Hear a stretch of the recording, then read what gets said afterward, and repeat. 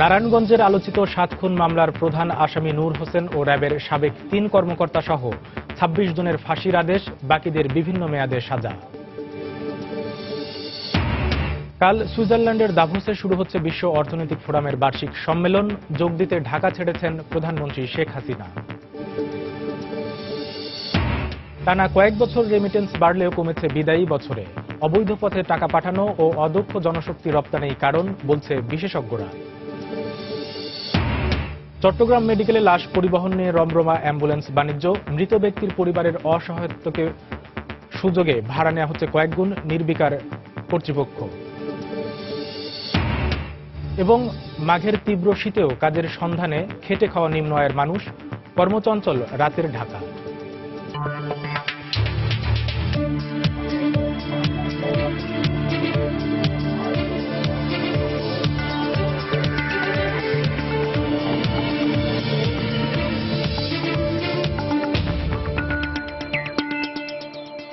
দেখছিলেন শিরোনাম।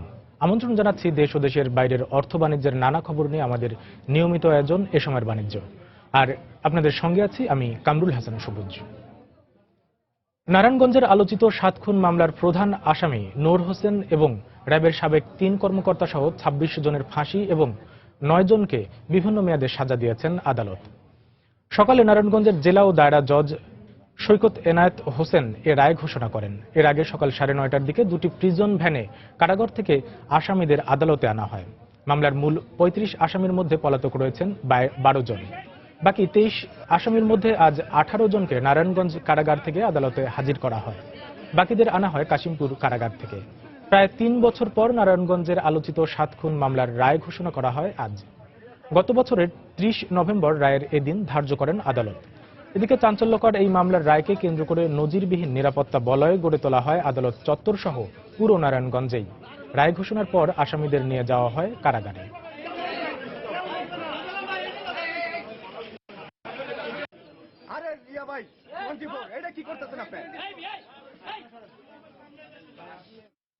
রায়ে সন্তোষ প্রকাশ করেছেন বাদীপক্ষের আইনজীবী অ্যাডভোকেট সাখাওয়াত হোসেন।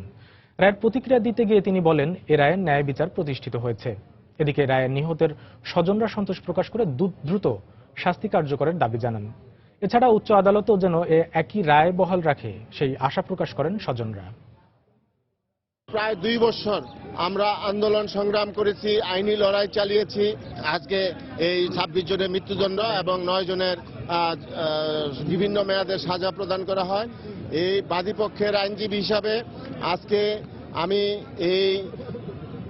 এই যে রায়, এই রায়ে আমি অত্যন্ত আনন্দিত এবং এই রায়ে আমরা অত্যন্ত খুশি হয়েছি। আমরা সবকিছু চাপ থাকার পরও আমরা সংগ্রাম করে গেছি। প্রথমে মাননীয় প্রধানমন্ত্রীর প্রতি আমি কৃতজ্ঞতা জানাই, ওনার আন্তরিকতার কারণে আজকে এতটুকু আমরা আগাইতে পেরেছি। আমরা সন্তুষ্ট এই রায় হওয়াতে।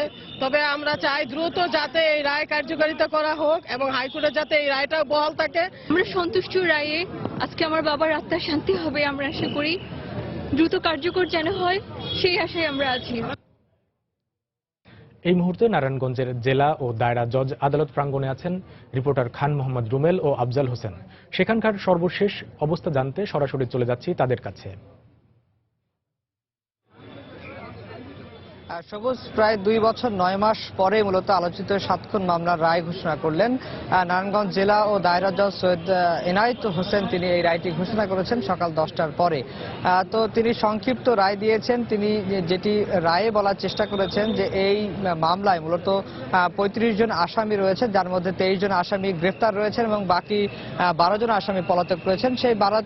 সেই টোটাল ৩৫ জন আসামির মধ্যে ২৬ জনের মৃত্যুদণ্ডের রায় ঘোষণা করেছেন এবং বাকি ৯ জনকে 10 বছর এবং 7 বছর করে বিভিন্ন মেয়াদে কারাদণ্ড দিয়েছেন।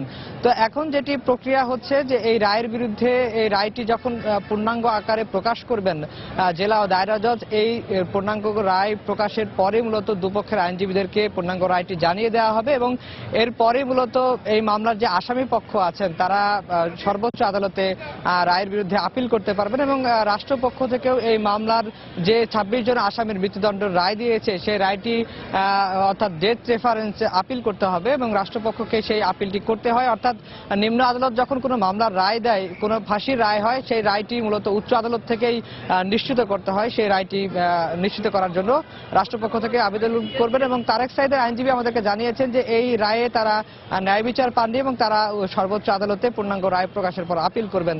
তো সব মিলিয়ে সকাল থেকেই বিভিন্ন আইন শৃঙ্খলা রক্ষা বাহিনী অর্থাৎ কড়া নিরাপত্তার মধ্য দিয়ে এই নারায়ণগঞ্জ জেলা ও দায়রা জজে আসামিদেরকে হাজির করা হয়েছে, যার মধ্যে 5 জন আসামিকে হাজির করা হয় হচ্ছে গাজীপুর কাশীপুর কারাগার থেকে এবং বাকি 18 জন আসামিকে হাজির করা হয় নারায়ণগঞ্জ কেন্দ্রীয় কারাগার থেকে। তো এই নারায়ণগঞ্জের রায় ঘোষণার পুরোটা সময় জুড়েই মূলত আদালত প্রাঙ্গণ নিরাপত্তা ব্যবস্থা নেওয়া হয়েছে এবং যারা বাদী পক্ষ আছেন তারাও বলছেন যে এই রায় যেন সন্তুষ্ট তারা এবং এই রায়টি যেন আপিল বিভাগে বহাল থাকে, সেই বিষয়টি তারা সর্বোচ্চ আদালতের কাছে আবেদন করবেন। তো আমাদের আরেকজন সহকর্মী সকাল থেকে আদালতের বিভিন্ন মামলার রায় থেকে শুরু করে আসামিদেরকে আনা নেয়া এবং রায়টি কার্যকরের পরেও মূলত আসামি পক্ষ এবং নিহতদের পরিবারের স্বজনদের সাথে কথা বলেছেন। আমরা তার কাছে এই মামলার রায়কে ঘিরে সার্বিক অবস্থা কি দেখেছেন এই বিষয়ে আমরা তার কাছে জানতে চাইব।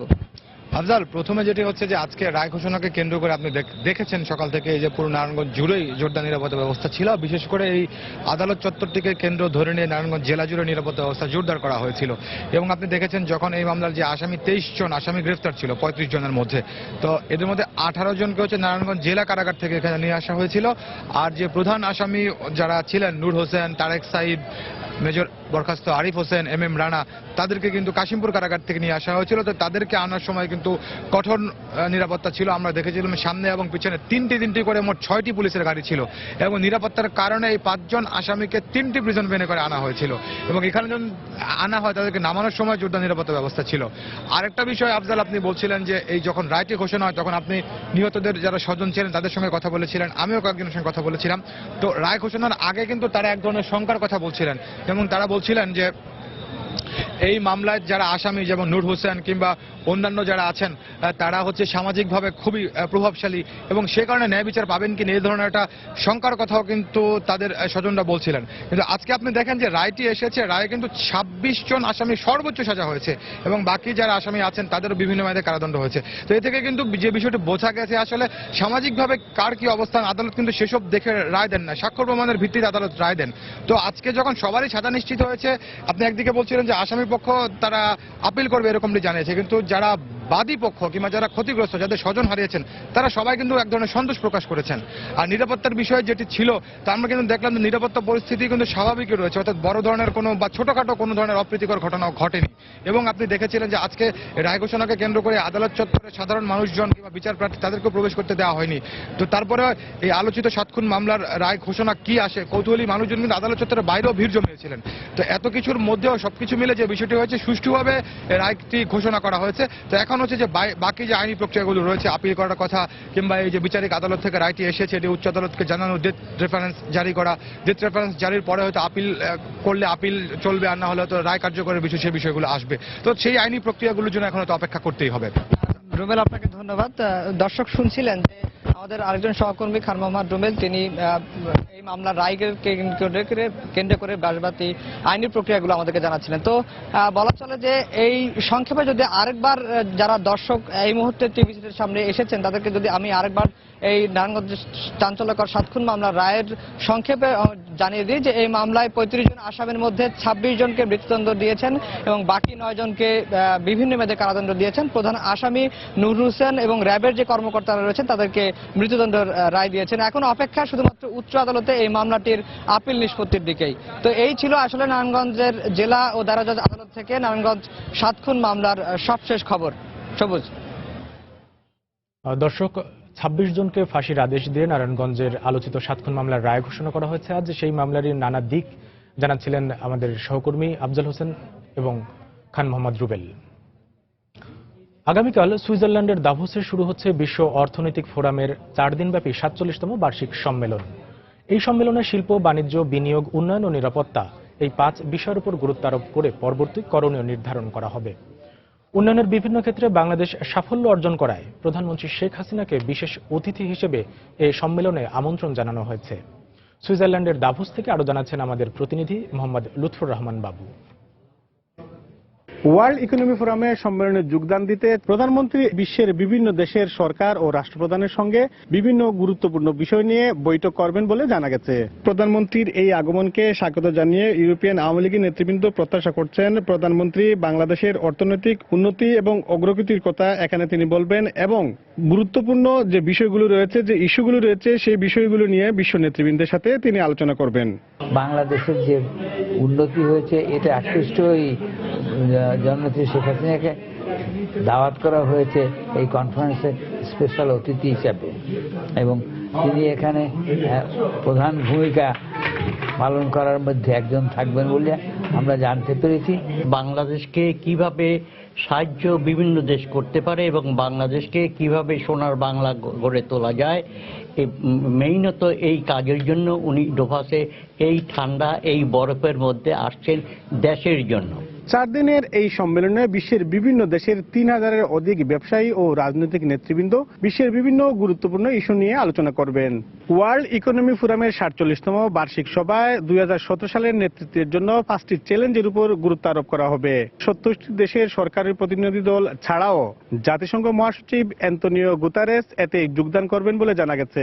এবারে সম্মেলন উদ্বোধন করবেন চীনের প্রেসিডেন্ট শি জিনপিং। সুইজারল্যান্ডের ওয়ার্ল্ড ইকোনমি ফোরামের দাভোস থেকে মোহাম্মদ লুৎফর রহমান বাবু, সময় সংবাদ। এদিকে বিশ্ব অর্থনৈতিক ফোরামের বার্ষিক সম্মেলনে যোগ দিতে গতরাতে 5 দিনের সফরে সুইজারল্যান্ডের দাভোসের উদ্দেশ্যে রওনা হন প্রধানমন্ত্রী শেখ হাসিনা। রাত 10:15 শাহজালাল আন্তর্জাতিক বিমানবন্দর থেকে ইতিহাদ এয়ারওয়েজের একটি ফ্লাইটে তিনি রওনা হন।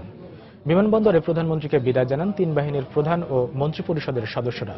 জুরিখ বিমানবন্দরে প্রধানমন্ত্রীকে অভ্যর্থনা জানাবেন জেনেভায় নিযুক্ত বাংলাদেশের রাষ্ট্রদূত ও সুইস সরকারের ঊর্ধ্বতন কর্মকর্তারা। সম্মেলনে অংশগ্রহণ শেষে আগামী 21 জানুয়ারি প্রধানমন্ত্রীর দেশে ফেরার কথা রয়েছে।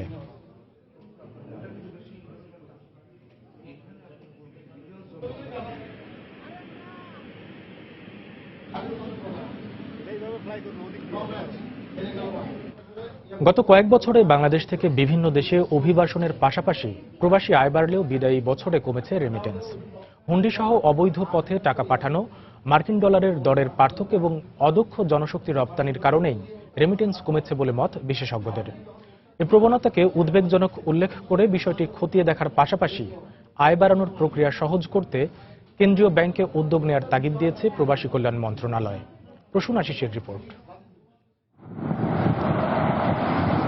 1976 সালে জনশক্তি রপ্তানি শুরুর পর থেকে বিভিন্ন দেশে বাংলাদেশি কর্মী যাওয়ার সংখ্যা ক্রমেই বেড়েছে। কর্মী যাওয়ার পাশাপাশি প্রায় প্রতি বছর রেমিটেন্সের পরিমাণ বাড়লেও সদ্য বিদায়ী বছরে তা কমেছে। 2010 সালে 3,90,000 কর্মী বিদেশে গেলেও 2015-তে বেড়ে দাঁড়িয়েছে 5,55,000-এ। 2016 সালে আরো 2 লাখ বেড়ে হয়েছে 7,57,000। এদিকে 2010 সালে যেখানে 1,100 কোটি মার্কিন ডলার রেমিটেন্স এসেছিল, সেখানে 2015-তে তা বেড়ে দাঁড়ায় 1,500 কোটি ডলারে। তবে সদ্য বিদায়ী বছরে 167 কোটি ডলার কমে তা হয়েছে 1,360 কোটি ডলার। অদক্ষ কর্মী পাঠানো আর অবৈধ পথে দেশে টাকা পাঠানোই এর কারণ বলে মনে করছেন বিশেষজ্ঞরা। লোক যদি প্রায় 40 থেকে 50% বেশি যায় তাহলে তো বেশি টাকা আসার কথা। এই টাকাটা কি সত্যি সত্যি দেশে আসছে না, নাকি বেসরকারিভাবে আসছে, অর্থাৎ হুন্ডির মাধ্যমে আসছে? কতটা লোক বিদেশে পাঠাতে পারলাম, আর একটা হচ্ছে কতটা কি পরিমাণ টাকা আমার দেশে আসলো। মানে দুটোটাই কোয়ান্টিটিভ, কোয়ালিটিভ দিকে আমরা কখনো কোনোদিনও নজর দেই না। বাজারে একটা মিথ আছে যে বেশি লোক পাঠালেই বোধহয় বেশি রেমিটেন্স আসবে, কিন্তু ধারণাটা কিন্তু এবার ভুল প্রমাণিত হয়েছে। যথাযথ প্রক্রিয়ায় প্রবাসী আয় আহরণের পাশাপাশি অবৈধ পথে টাকা পাঠানো বন্ধের উদ্যোগ না নিলে প্রবাসী আয়ে আরো নেতিবাচক প্রভাব পড়তে পারে বলে আশঙ্কা তাদের। যতক্ষণ পর্যন্ত স্কিল ওয়ার্কার তৈরি না করতে পারবেন ততক্ষণ পর্যন্ত আপনার কিন্তু রেমিটেন্স কিন্তু বেশি আসবে না।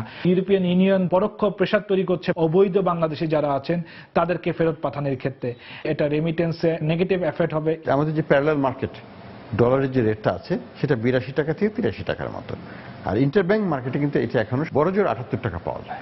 এখানে 4 থেকে 5 টাকা তফাৎ হয়ে যাওয়াতে এটা একটা বিরাট ইনসেন্টিভ হিসাবে কাজ করে হুন্ডিওয়ালার কাছে যাওয়ার জন্য। প্রবাসী আয় কমে যাওয়ায় উদ্বেগ জানিয়ে তা আহরণের প্রক্রিয়া সহজ করার তাগিদ দিয়েছেন প্রবাসী কল্যাণ মন্ত্রণালয়ের অতিরিক্ত সচিব।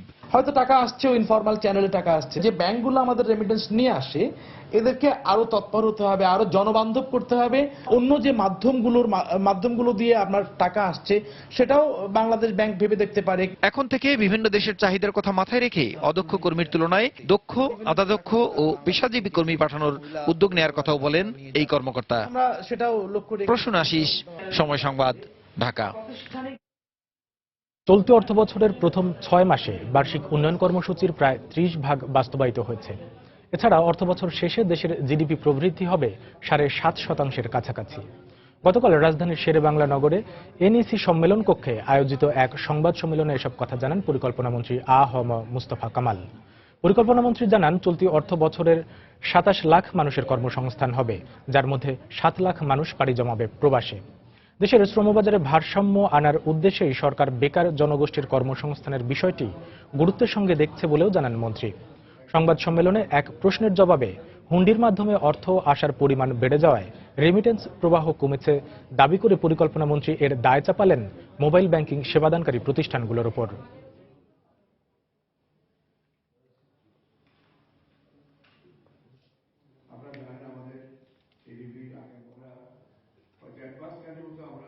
যে 6 মাসে যখন আমরা যদি আমাদের সামষ্টিক অর্থনীতির গতি দ্বারা আমরা দেখি, তাহলে আমরা নিঃসন্দেহে বলতে পারি এবছর আমরা 7.5% কাছাকাছি আমাদের প্রবৃদ্ধি আমরা অর্জন করতে পারবো। 27 লাখের মতো আমরা এবছর কর্মসংস্থান ব্যবস্থা করতে পারবো। এই 27 লাখের মাঝে আমাদের 6.5 লাখ থেকে 7 লাখ মানুষ আমাদের বিদেশে যাবে। রিমিটেন্স কমছে না, রিমিটেন্সটা অন্য চ্যানেলে আসে, অফিসিয়াল চ্যানেলে না এসে হুন্ডির মাধ্যমে আসে। আমার বিশ্বাস যথাযথভাবে মোবাইল ব্যাংকিং সেই রেমিটেন্সটি নিয়ে এসে যথাযথভাবে এটা অ্যাকাউন্ট ফর করে না। চট্টগ্রাম মেডিকেল কলেজ হাসপাতালে লাশ পরিবহন নিয়ে চলছে অ্যাম্বুলেন্স চালক মালিকদের রমরমা বাণিজ্য।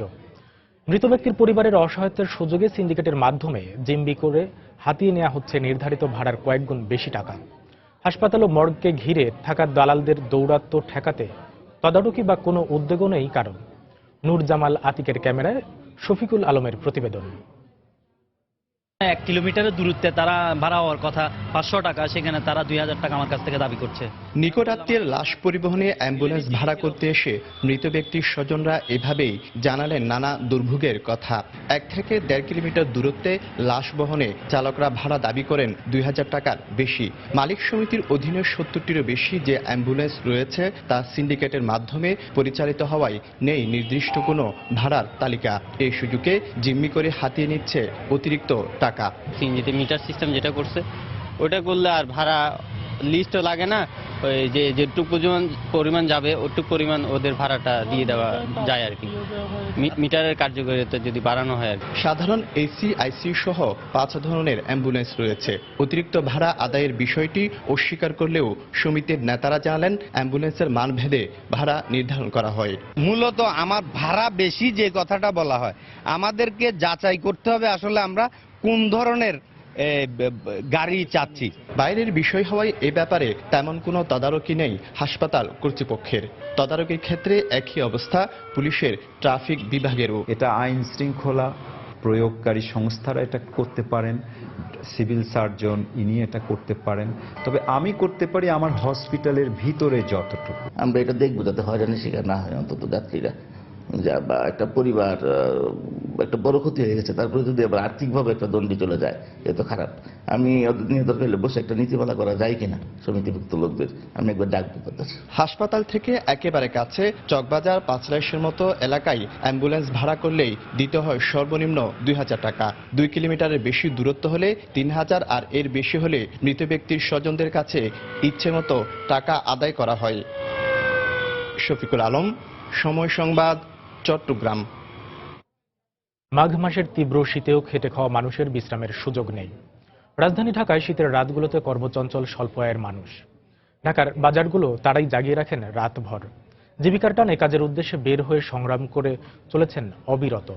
এমআর আমিনের রিপোর্ট। নির্ঘুম রাত, তবে বোঝার বিন্দুমাত্র উপায় নেই রাজধানীর কারওয়ান বাজারের এই চিত্র দিনের না রাতের। কেউ মাথায় করে মাল বহন করে চলেছেন, কেউ আবার পাইকারি পণ্য সাজিয়ে বেচাকেনা করছেন খোলা আকাশের নিচে বসে। মধ্যরাতের তীব্র শীতের মধ্যেও থেমে নেই জীবিকার তাগিদে ছুটে চলা মানুষগুলোর কর্মব্যস্ততা। আমরা হইলাম ওই যে কুমির হয়ে গেছি, বুঝেন না, শীত বান ঠান্ডা আর গরম নাই, আমগো কাজ করতে করতে অভ্যাস হয়ে গেছে। শীত তো অবশ্য লাগে, তো ওই তো করলাম না, ভেড়ার দায় চাকরি করি, শীতে অনেক মানুষ পুরা বৃত্ত হইয়া যায়। আমাকে তো বেড়ে দান যাইতে হয়, মার্কেটে মালও কম। একইভাবে কারওয়ান বাজারের মাছের আড়তও সরগরম দেখা যায় মাঝরাতে। ট্রাক থেকে মাছ নামাচ্ছেন সাধারণ শ্রমিকরা। ঠান্ডা হলেও অভ্যস্ত হয়ে যাওয়ায় বরফের খণ্ড খালি হাত দিয়ে নামাতে বেগ পেতে হয় না এসব মানুষের। জীবন যুদ্ধের বাস্তবতায় তারা শীত গ্রীষ্মের পার্থক্যটাও ভুলে যান কিছু সময়ের জন্য। জয় করেন আবহাওয়াজনিত প্রতিবন্ধকতা। বরফ ধরতে ধরতে আমাকে অভ্যাস হয়ে গেছে। এটি তো মনে করেন হঠাৎ দলি বেড়া ঠান্ডা লাগবে, আমরা সবসময় দড়ি দেখে, এই কারণে আমার কাছে ঠান্ডা লাগে না। পাঙ্গাস নামাবো, সাতক্ষীরার মাছ আছে, তেলাপিয়া আছে, বহুত রকমের মাছ আছে, সবই নামাইতে হবে ভাই। গরিব মানুষ, গরিবের ঘর হইছি না, কাজ করে খাইতে হবে। তবে শীতের কারণে রাতে ক্রেতার সংখ্যা কিছুটা কম থাকলেও সকালে ক্রেতা বেড়ে যায় বলে জানান আড়তদাররা। ক্রেতা এরকম চাপে না, সকালবেলা কিছু চাপে আর কি, রাত্রে কম, শীতের কারণে আসে কম। দুধ দোকানে তো টিকে থাকতে হইব, আমাকে ব্যবসা না, 12 মাসের জন্য ব্যবসা করতে হয়, শীতের জন্য থাকতে হবে সবসময়। কাজের ফাঁকে নিজেদের একটু উষ্ণ করে নিতে আগুন পোহাতেও দেখা যায় কারওয়ান বাজারের খেটে খাওয়া মানুষদের। এমআর আমিন, সময় সংবাদ, ঢাকা। নতুন অর্থনৈতিক অঞ্চলে ব্যবসায়ীদের আকৃষ্ট করতে আবারও ট্যাক্স হলিডে ঘোষণার দাবি জানিয়েছেন গৃহায়ন ও গণপূর্ত মন্ত্রী ইঞ্জিনিয়ার মোশাররফ হোসেন। গতকাল চট্টগ্রামে হোটেল রেডিসন ব্লুতে অর্থনৈতিক বিনিয়োগ শীর্ষক এক অনুষ্ঠানে অংশ নিয়ে তিনি একথা বলেন। বাংলাদেশ ওই পজিশনে যায় নাই যে ট্যাক্স হলিডে থাকবে না। বাংলাদেশ ইকোনমি অদূর পৌঁছে নাই যে যারা ইন্ডাস্ট্রি করবে নিজের পকেটের পয়সা খরচ করে ব্যাংকের টাকা ঋণ নিয়ে এরপরে তারা ট্যাক্স হলিডে পাবে না। নো, এটা হতে পারে না। আমি বলতে চাই যে ট্যাক্স হলিডে আবার এটাকে ফিরিয়ে আনতে হবে। ঢাকা আন্তর্জাতিক বাণিজ্য মেলার অন্য যে কোনো স্টল প্যাভিলিয়নের তুলনায় একটু বেশি ক্রেতা সমাগম প্লাস্টিক পণ্যের স্টলে। আকর্ষণীয় ডিজাইনের নতুন নতুন পণ্য বিশেষ মূল্য ছাড় দৃষ্টি কেড়েছে আগতদের। মেলার দিন যত গড়াবে ক্রেতা দর্শনার্থীর সংখ্যাও ততই বাড়বে বলে আশা স্টল মালিক ও প্রতিনিধিদের। ঢাকা আন্তর্জাতিক বাণিজ্য মেলা ঘুরে এসে বিস্তারিত জানাচ্ছেন সাজিদ রাজু। পুরনো ঢাকার জিঞ্জিরা এলাকা থেকে স্কুল পড়ুয়া সন্তানদের নিয়ে মেলায় এসেছেন এই গৃহিণী, সঙ্গে পরিবারের আরো বেশ কয়েকজন সদস্য। মেলায় এসেই ঢুকেছেন গৃহস্থালীর নানা কাজে লাগে এমন পণ্যের স্টলে। জানালেন বাইরের তুলনায় দামে কম হওয়ায় তার এখানে আসা। খেলনা কিনছি, ওয়াটার বোতল কিনছি, তারপর বক্স কিনছি। ওয়াটার বোতল দিয়ে কি হবে? পানি খাবো, স্কুলে নিয়ে যাবো। অনেক কেনাকাটাই হয়, বিশেষ করে আর কি সংসার জিনিসপত্র, এগুলো তো অনেক ছাড় দেয়, অফার অনেক ভালো, এই জন্য আসা হয়। স্টল প্রতিনিধিরা জানালেন শতাধিক রকমের পণ্যের সমাহার এসব স্টল প্যাভিলিয়নে। গৃহস্থালী পণ্য হওয়ায় নারীদের উপস্থিতি এখানে বেশি, তাই সংসারের নানা খুঁটিনাটি জিনিসটি খুঁজে নেন গৃহিণীরা। অনেক কিছু দেখতে পারছি আর অনেক কিছু কিনলাম, অনেক ভালো লাগছে এখানে এসে। ডেকোরেশন সুন্দর, এদের ব্যবহার সবকিছুই ভালো, তো মূলত এই জন্যই মেলায় আসা, সবকিছু দেখে শুনে একটা ভালো জিনিস নিয়ে যাওয়া। বাইরে তো ঘুরলে বিভিন্ন জায়গায় ঘুরে জিনিসটা পাওয়া যায়, কিন্তু মেলায় আসলে আমরা একই সঙ্গে জিনিসগুলি পাই। অন্তত 5% 10% হলেও ছাড় থাকে, সেটাও একটা আমাদের জন্য সুবিধাজনক। বিক্রয় প্রতিনিধিরা বলছেন ছুটির দিনে তাদের স্টলে সকাল থেকেই থাকে ভিড়, সেই সঙ্গে প্রতিদিনই বিকেল থেকে বাড়তে থাকে ক্রেতা সমাগম। অন্যান্য বছরের তুলনায় এবার বিক্রিতে অনেক বেশি সাড়া পাবেন বলেও মনে করেন তারা। হাউস হোল্ড প্রোডাক্টগুলো, যেমন আমাদের নতুন একটা ওয়ার্ডরোব আসছে, এই ওয়ার্ডরোবের চাহিদাটা অনেক বেশি, এটা আমরা 10% ডিসকাউন্ট দিচ্ছি। গত বছরে 5 জানুয়ারির পরে একটা রাজনৈতিক একটা অস্থিরতার ব্যাপার ছিল, এই বছর এখন মধ্যে এরকম কোনো ইস্যু না হয়, এখন পর্যন্ত কাস্টমার প্রেজেন্টটা ভালো। ভিজিটররা যখন প্রোডাক্ট দেখে যাবে, আমরা নতুন প্রায় 100 আইটেম নিয়ে আসছি, এটা যখন তাদের পছন্দ হবে নেক্সট যখন তারা আসবে কিনে নিয়ে যাবে। যারা বেশি দামের ও পরিমাণের পণ্য কিনছেন তাদের সুবিধার জন্য মেলা উপলক্ষে হোম ডেলিভারি দেয়া হচ্ছে বলেও জানালেন স্টল প্রতিনিধিরা। সাজিদ রাজু, সময় সংবাদ, ঢাকা। রাজধানীর শেরেবাংলা নগরে আয়োজিত মাসব্যাপী ঢাকা আন্তর্জাতিক বাণিজ্য মেলার 16তম দিন আজ। এই মুহূর্তে মেলা প্রাঙ্গণে আছেন সহকর্মী শুভ খান, সরাসরি চলে যাচ্ছি তার কাছে। শুভ, কামরুল, আপনি জানেন যে আজকে বাণিজ্য মেলার 16তম দিন চলছে, তো সকালের শুরু থেকেই কিন্তু ক্রেতা দর্শনার্থীদের সংখ্যা বাড়তে শুরু করেছে। যেহেতু 15তম দিন অতিবাহিত হয়ে 16তম দিনে আজকে বাণিজ্য মেলা চলছে, সুতরাং কিন্তু ক্রেতা দর্শনার্থীদের উপস্থিতি কিন্তু সময়ের সাথে সাথে বেড়েছে। এবং আপনি আমার পেছনে যদি একটু দেখানোর চেষ্টা করি, দেখতে পাচ্ছেন যে এখানে ক্রেতা দর্শনার্থীরা কিন্তু আসছেন এবং তাদের পছন্দসই যে পণ্যটি রয়েছে সেগুলো কিন্তু বেছে বেছে কিন্তু তারা কিনছেন। এবং এই সব দোকানগুলোর যে কর্মী রয়েছে তাদের সাথে কথা বলেছি, তারা বলেছেন যে সময়ের সাথে সাথে ক্রেতা দর্শনার্থীদের উপস্থিতিও বেড়েছে, বিক্রিও বেড়েছে, তবে গত বছরের তুলনায় কিন্তু এবছর এখনো সেভাবে জমে ওঠেনি এমনটি তারা জানিয়েছেন। এ কারণে কিন্তু ক্রেতা দর্শনার্থীদের আকৃষ্ট করতে এবং নিজেদের বিক্রি বাড়াতে কিন্তু এইসব যে প্রতিষ্ঠানগুলো রয়েছে সেগুলো কিন্তু পণ্য ভেদে কিন্তু বিভিন্ন ধরনের ছাড় দিয়েছেন। আমরা দেখতে পেয়েছি যে এমনও কিছু কিছু দোকান দেখতে পেয়েছি যে একটি কিনলে কিন্তু 10টি ফ্রি দেওয়ার মতো মেগা অফারও কিন্তু দর্শনার্থীদেরকে দিচ্ছেন। এছাড়া কিছু কিছু প্রতিষ্ঠান কিন্তু তারা বলেছেন যে বিক্রি বাড়াতে ক্রেতা দর্শনার্থীদেরকে তারা তাদের স্টলের সামনে কিন্তু সেলফি তোলার যে একটি ব্যবস্থা তারা করে দিয়েছেন এবং সেগুলো তাদের প্রতিষ্ঠানের যে ওয়েবসাইট রয়েছে সেখানে আপলোড করা হচ্ছে এবং বেশি সংখ্যক লাইক পেলে কিন্তু তাদেরকে আকর্ষণীয় বিভিন্ন গিফট দিচ্ছেন। তো নিজেদের বিক্রি বাড়াতে কিন্তু এখানকার যারা প্রতিষ্ঠানগুলো যারা অংশ নিয়েছেন তারা কিন্তু বিভিন্ন পন্থা অবলম্বন করছেন। পাশাপাশি তারা বলছেন যে নিজেদের পণ্যের পাশাপাশি কিন্তু তারা তাদের যে প্রতিযোগী যে প্রতিষ্ঠানগুলো রয়েছে তাদের প্রতিষ্ঠানে স্টলগুলোতে গিয়ে কিন্তু পণ্যগুলো দেখছেন এবং তাদের পণ্যের গুণাগুণ কিন্তু যাচাই করছেন এবং সে অনুযায়ী কিন্তু তারা ক্রেতা দর্শনার্থীদের চাহিদার বিষয়টি মাথায় রেখে নতুন নতুন পণ্য কিন্তু এই বাণিজ্য মেলায় নিয়ে আসছেন এবং বিক্রির জন্য বিভিন্ন ছাড়ও কিন্তু দিচ্ছেন। তবে এই জন্য বিক্রেতারা বলছেন যে এই যে ছাড় মেগা অফারগুলো তারা দিচ্ছেন তারা আশা করছেন যে শেষের দিকে গিয়ে কিন্তু তাদের বিক্রিটা আরও বাড়বে। দর্শক, আপনারা দেখতে পাচ্ছেন যে বাণিজ্য মেলা উপলক্ষে কিন্তু বাহারি রঙের যে ঘড়ি গহনা এবং রয়েছে সেগুলো কিন্তু প্রদর্শন করা হচ্ছে এবং আপনি দেখতে পাচ্ছেন যে বয়সে তরুণ যে দর্শনার্থীরা রয়েছেন তারা কিন্তু এসে দেখছেন এবং পছন্দ অনুযায়ী কিন্তু তারা বাছাই করছেন এবং এরপরেই কিন্তু তারা দর কষাকষির একটি ব্যবস্থা দর কষাকষি করে কিন্তু তারা তাদের পণ্যটি কিনছেন। সুতরাং এই বাণিজ্য মেলা কিন্তু ক্রেতা এবং দর্শনার্থীদের সাথে বিক্রেতাদের বা উৎপাদক প্রতিষ্ঠানের কিন্তু একটি সরাসরি সেতু বন্ধন তৈরি করেছে এবং এই কারণেই কিন্তু এখানকার বিক্রয় প্রতিনিধিরা বা যা উৎপাদক প্রতিষ্ঠানগুলো রয়েছেন ক্রেতা দর্শনার্থীদের চাহিদার বিষয়টি মাথায় রেখে এবং তাদের সাথে ইন্টারাকশনের মাধ্যমে কিন্তু তারা তাদের পণ্যের গুণগত মান যেমন বাড়াচ্ছেন, পাশাপাশি তাদের বিক্রয় বাড়াতে বিভিন্ন ধরনের যে বিপণন যে পদ্ধতি সেগুলো কিন্তু তারা এখানে চালু করছেন। তো তারা আশা করছেন যে মেলার শেষের দিকে গিয়ে তাদের যে এই যে এখনো যে প্রতি বছরের তুলনায় বিক্রি কম সেটি কিন্তু বাড়বে এবং তাদের টার্গেট পূরণ হবে, এটাই তারা প্রত্যাশা করছেন। তো কামরুল, এই ছিল এখানকার সর্বশেষ খবর। দর্শক, ঢাকা আন্তর্জাতিক বাণিজ্য মেলা থেকে এই মুহূর্তের খবরাখবর জানাচ্ছিলেন সহকর্মী শুভ খান। আগামী 18 জানুয়ারি থেকে রাজধানীর ইন্টারন্যাশনাল কনভেনশন সিটি বসুন্ধরায় শুরু হচ্ছে 4 দিনব্যাপী তৈরি পোশাক শিল্পের আন্তর্জাতিক প্রদর্শনী। গতকাল রাজধানীর একটি হোটেলে আয়োজিত সংবাদ সম্মেলনে একথা জানান বিজিএপিএমই এর সভাপতি আব্দুল কাদের খান। সংবাদ সম্মেলনে জানানো হয় 16তম এই প্রদর্শনীতে বাংলাদেশ সহ মোট 24টি দেশের 400টি প্রতিষ্ঠান অংশগ্রহণ করবে। পোশাক শিল্পের মেশিনারি এবং এর সহায়ক পণ্যের এই প্রদর্শনী চলবে আগামী 21 জানুয়ারি পর্যন্ত। সবার জন্য উন্মুক্ত এই প্রদর্শনীটি চলবে প্রতিদিন সকাল 11টা থেকে সন্ধ্যা 7টা পর্যন্ত।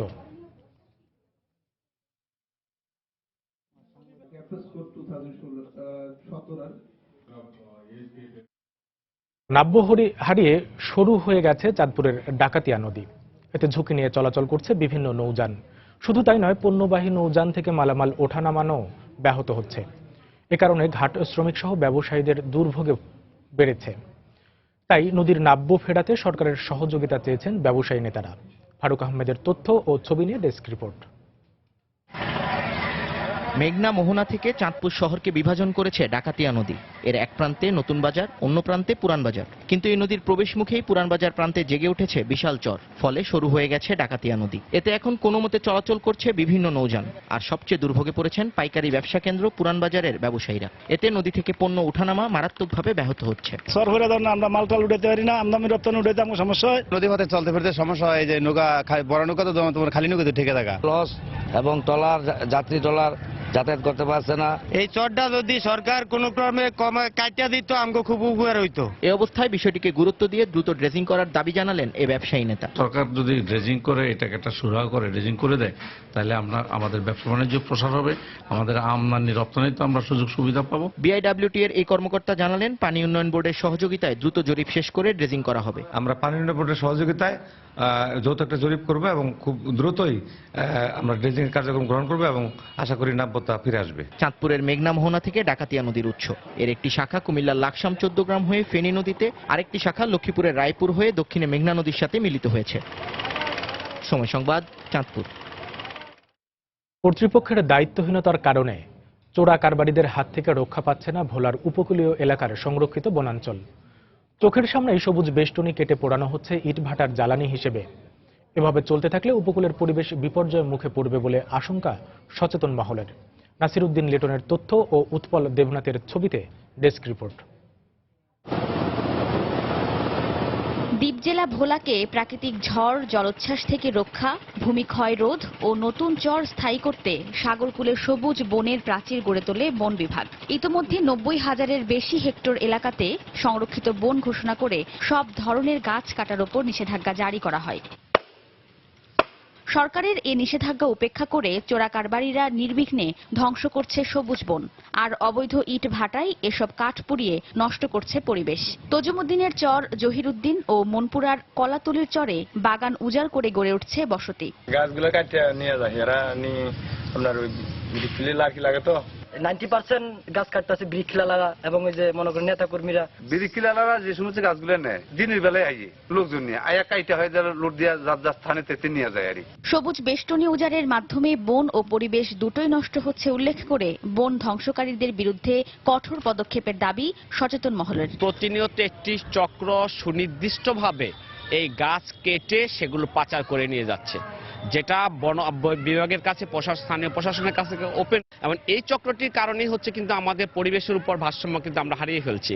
এদিকে বন বিভাগের কর্মকর্তাদের দাবি, বারবার অভিযান চালানো হলেও অবৈধ ইট ভাটার কারণে বন উজাড় বন্ধ করা যাচ্ছে না। অবশ্য পরিবেশ ধ্বংসকারী ইট ভাটাগুলো পর্যায়ক্রমে বন্ধ করার কথা জানান জেলা প্রশাসক। আমাদের পদক্ষেপ আছে, কারণ ভোলাতে যে কিছু গাছ চুরির যে প্রবণতা সেটা শীতকালে পরিলক্ষিত হয়, শুষ্ক মৌসুমে এগুলোর প্রবণতা বৃদ্ধি পায়। মূলত ইট ভাটা নির্ভর কিছু কাঠ সংগ্রহকারী থাকতে পারে এবং আছে। আমরা সেগুলোর তথ্য নিচ্ছি এবং আমরা শিগগির সেগুলোর বিরুদ্ধে অভিযান করব। আমরা পরিবেশ সম্মতহীনভাবে যে ইটভাটাগুলো আছে তার কোনোটাই চলতে দেব না।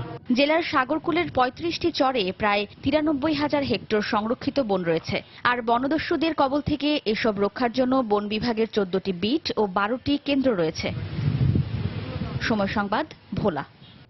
দেশে উদ্বোধন করা হয়েছে সিঙ্গাপুরের জনপ্রিয় স্যানিটারি ওয়্যার রিগালের শোরুম। গতকাল রাজধানীর একটি হোটেলে শোরুমটির উদ্বোধন ঘোষণা করেন বাংলাদেশ স্থপতি ইনস্টিটিউটের সভাপতি কাজী গোলাম নাসির। এ সময় আরও উপস্থিত ছিলেন রিজিওনাল কাউন্সিল এশিয়ার সহসভাপতি স্থপতি আবু সাইদ এম আহমেদ, রিগালের ব্যবস্থাপনা পরিচালক ক্রিস্টোফার এনজি সহ কোম্পানিটির ঊর্ধ্বতন কর্মকর্তারা।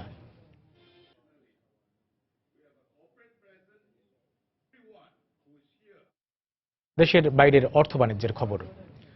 ট্রাম্পের সীমান্ত বাণিজ্যে শুল্ক আরোপের ঘোষণার পরও চলতি বছর $2,500 কোটি বিনিয়োগের প্রত্যাশা করছে লাতিন আমেরিকার দেশ মেক্সিকো। এমনটাই জানিয়েছেন দেশটির অর্থমন্ত্রী ইলদেফান্সো ওয়াজার্দো। তিনি আরও বলেন, উত্তর আমেরিকার দেশগুলোর সাথে আলোচনার মাধ্যমে বিভিন্ন চুক্তির পরিকল্পনা চলছে।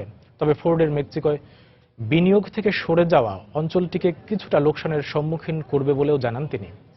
যুক্তরাষ্ট্রের প্রেসিডেন্ট নির্বাচিত হওয়ার পরই সীমান্তে আমদানি রফতানির ক্ষেত্রে অতিরিক্ত শুল্ক আরোপের ঘোষণা দেন ডোনাল্ড ট্রাম্প, যা দেশটির সাথে মেক্সিকোর বাণিজ্যিক সম্পর্কে নেতিবাচক প্রভাব ফেলবে বলেও মনে করেন তিনি।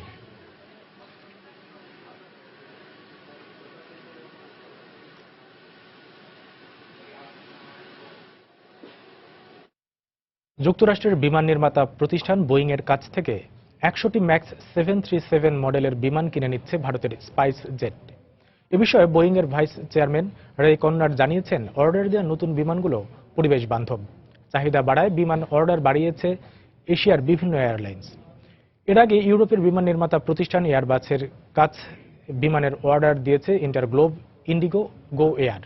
এখন পর্যন্ত বোয়িং এর কাছে $2,200 কোটি অন্তত 205টি বিমানের অর্ডার দিয়েছে স্পাইস জেট।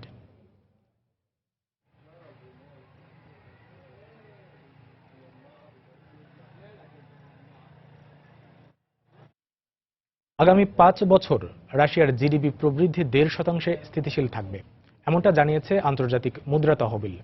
রুশ গণমাধ্যমে দেয়া এক সাক্ষাৎকারে আইএমএফ এর উপনির্বাহী পরিচালক ডেভিড লিপটন জানান, 2021 সালের মধ্যে দেশটির প্রবৃদ্ধি 3.8% পৌঁছাবে।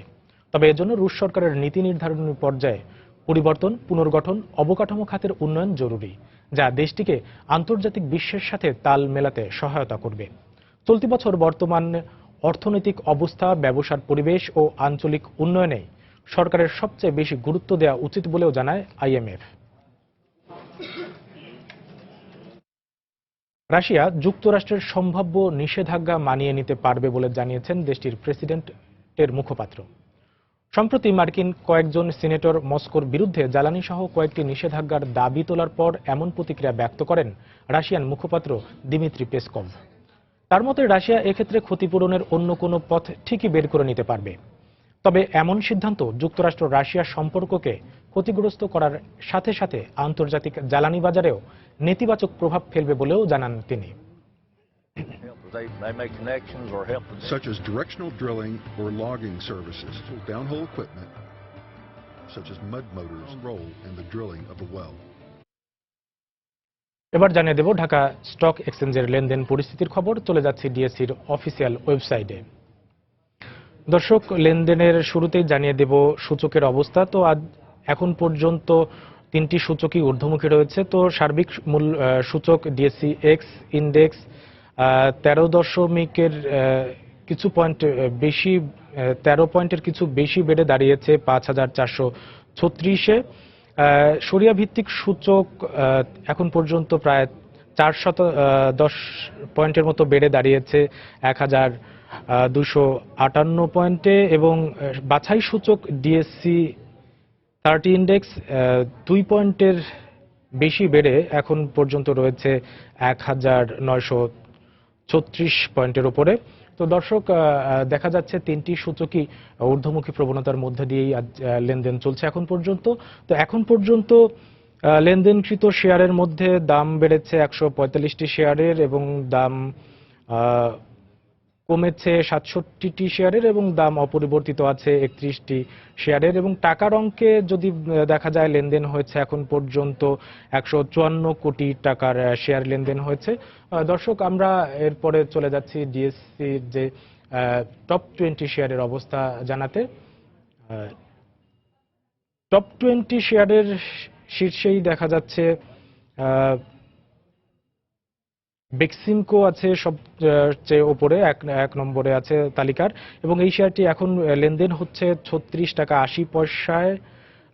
এই শেয়ারটির সর্বোচ্চ লেনদেন দর উঠেছিল 38 টাকা 30 পয়সা, এবং সর্বনিম্ন দর আজকে ছিল 36 টাকা 80 পয়সা। গতকাল এই শেয়ারের সর্বশেষ লেনদেন মূল্য ছিল 37 টাকা 30 পয়সার মতো।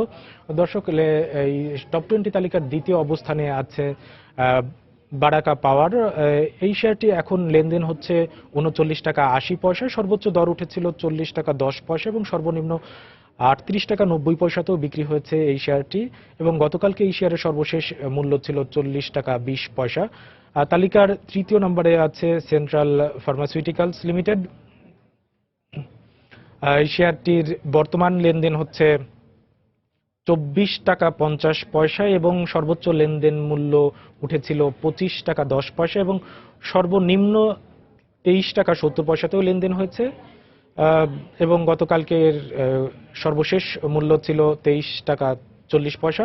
তো দর্শক, মোটামুটি এই ছিল ঢাকা স্টক এক্সচেঞ্জের খবরাখবর। আবারও জানিয়ে দিচ্ছি এ সময়ের বাণিজ্যের শিরোনামগুলো। নারায়ণগঞ্জের আলোচিত 7 খুন মামলার প্রধান আসামি নূর হোসেন ও র্যাবের সাবেক 3 কর্মকর্তা সহ 26 জনের ফাঁসির আদেশ, বাকিদের বিভিন্ন মেয়াদে সাজা। কাল সুইজারল্যান্ডের দাভোসে শুরু হচ্ছে বিশ্ব অর্থনৈতিক ফোরামের বার্ষিক সম্মেলন। যোগ দিতে ঢাকা ছেড়েছেন প্রধানমন্ত্রী শেখ হাসিনা। টানা কয়েক বছর রেমিটেন্স বাড়লেও কমেছে বিদায়ী বছরে অবৈধ পথে টাকা পাঠানো ও অদক্ষ জনশক্তি রপ্তানি কারণ বলছেন বিশেষজ্ঞরা। চট্টগ্রাম মেডিকেলে লাশ পরিবহন নিয়ে রমরমা অ্যাম্বুলেন্স বাণিজ্য, মৃত ব্যক্তির পরিবারের অসহায়ত্বের সুযোগে ভাড়া নেওয়া হচ্ছে কয়েক গুণ, কর্তৃপক্ষ নির্বিকার। এবং মাঘের তীব্র শীতেও কাজের সন্ধানে খেটে খাওয়া নিম্ন আয়ের মানুষ, কর্মচঞ্চল রাতের ঢাকা। এই ছিল এ সময়ের বাণিজ্যে। যে কোনো খবর পেতে ভিজিট করুন সময়নিউজ.tv। সঙ্গে থাকুন সময়ে।